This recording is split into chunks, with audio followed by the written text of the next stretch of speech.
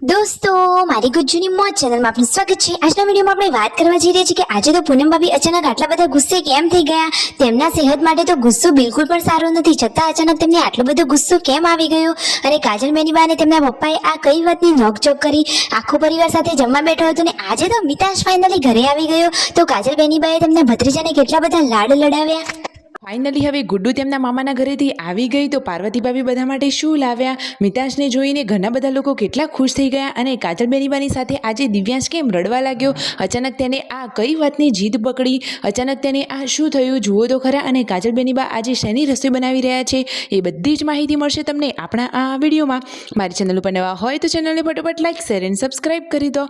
Full video in Thakor family blog channel. દોસ્તો, ફૂલ વિડીયોની link ડિસ્ક્રિપ્શનમાં મૂકેલી છે, ત્યાંથી તમે આખો વિડીયો વોચ કરી શકો છો। આવી ટૂંકી ટચુકડી લાઈવ લેટેસ્ટ ટ્રેન્ડિંગ માહિતી મેળવવા માટે કરી દો મારી ચેનલને ફટાફટ સબસ્ક્રાઇબ। તો ચાલો દોસ્તો, વધારે રાહ ન જોતા આપણે વિડીયોની શરૂઆત કરી દઈએ છીએ। તમે વિડીયોમાં લાઈવ જુઓ કે દિવ્યાંશ ભાઈ તો આજે નવા કપડાં પહેરીને તૈયાર થઈ ગયા છે। પૂનમ ભાભી તેના શર્ટના કોલર ઠીક કરી રહ્યા છે। દિવ્યાંશ કહે છે કે હું તો જાઉં છું મિતાશના મામાના ઘરે મિતાશને લેવા માટે। જુઓ, દિવ્યાંશ તો કેટલો ખુશ થઈ ગયો છે। આજે તો રણજીતભાઈ બધી જ નાની નાની આ બચ્ચા પાર્ટીને લઈને જવાના છે તેમના સાસરીએ। તમને ખબર છે કે એમનું સાસરિયું કયા ગામ થાય છે? અરે, ગંદવાડા।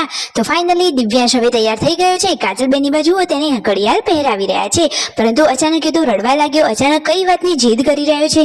એ કહે છે કે મિતાશને લેવા માટે હું અને મામા બંને જઈએ, બીજું કોઈ નહીં। પછી માંડ માંડ એને મનાવ્યો અને બચ્ચા પાર્ટી સાથે રણજીતભાઈ થાર ગાડી લઈને ઉપડી ગયા છે તેમના સાસરીએ। કાજલ બેનીબાના ચહેરા ઉપર આટલી ખુશી, તેમને તો બનાવી છે સરસ મજાની તોદડજાની કઢી। એમની કઢીના તો વખાણ થઈ રહ્યા છે, એટલા માટે એ તો ખુશ થયા અને હંમેશા એમ જ ખુશ રહે। અને અચાનક બધા સાથે જમતા હતા અને સંજયભાઈ અને પૂનમ ભાભીને કઈ વાતનું બોલવાનું થઈ ગયું। પૂનમ ભાભીને તો અચાનક ગુસ્સો આવી ગયો, જુઓ તો ખરા કે તે તો કેવું બોલી રહ્યા છે।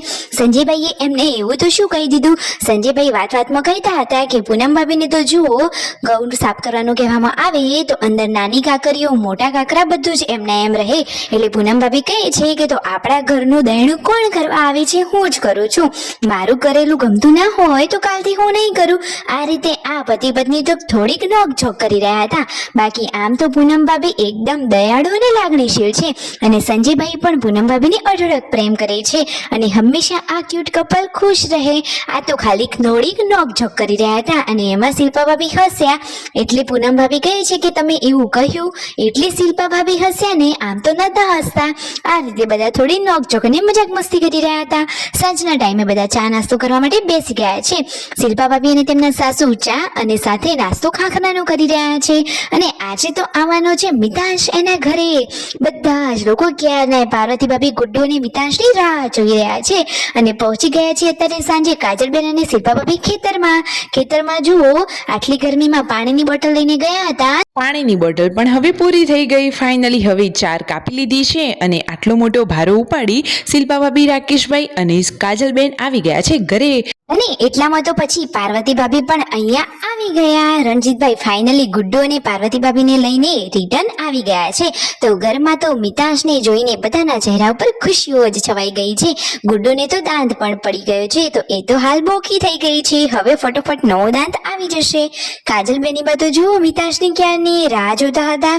ફાઇનલી મિતાશ ઘરે આવ્યો અને બધાના ચહેરા ઉપર ખુશીઓ છવાઈ ગઈ। આ રહ્યો દાદા જોડે ક્યુટ મિતાશ। તો મિતાશને તો બધા લેવા માટે રાહ જોઈ રહ્યા છે, બધા તાબડતોડ ઇંતજાર કરી રહ્યા હતા મિતાશનો। તો ફાઇનલી હવે મિતાશને તેમના લાડકા ફઈબા એટલે કે કાજલબેને તેડી લીધો છે। કાજલબેન તો તેમના ભત્રીજાને જોઈને એકદમ ખુશ થઈ ગયા છે। જુઓ, મિતાશ તો સૌનો લાડકો અને સૌનો દુલારો છે। પૂનમ ભાભી પણ મિતાશને જોઈને એકદમ ખુશ થઈ ગયા હતા અને કાજલ બેનીબાના ચહેરા ઉપર મિતાશ એટલે કે તેમના લાડકા ભત્રીજાને જોઈને ખુશીઓ છવાયેલી જોવા મળી રહી છે। અહીંયા જુઓ, મિતાશના દાદીમાં તો પગને લઈ અને ખાટલામાં બેઠા છે। પગે હાલ તો એમને પાટો બાંધેલો છે, એમને તો પગનું ધ્યાન રાખવાનું છે। હવે તેમના ત્યાં નજીકમાં આવી રહ્યા છે લગ્ન। બધા લોકો જુઓ અહીંયા બેસી અને પિયરની સાસરિયાની વાતોચીતો કરી રહ્યા છે। રાતનું જમવાનું હવે બનાવી રહ્યા છે। આખો દિવસ સરસ વીત્યો, તો કરી દો લાઈક શેર એન્ડ સબસ્ક્રાઇબ।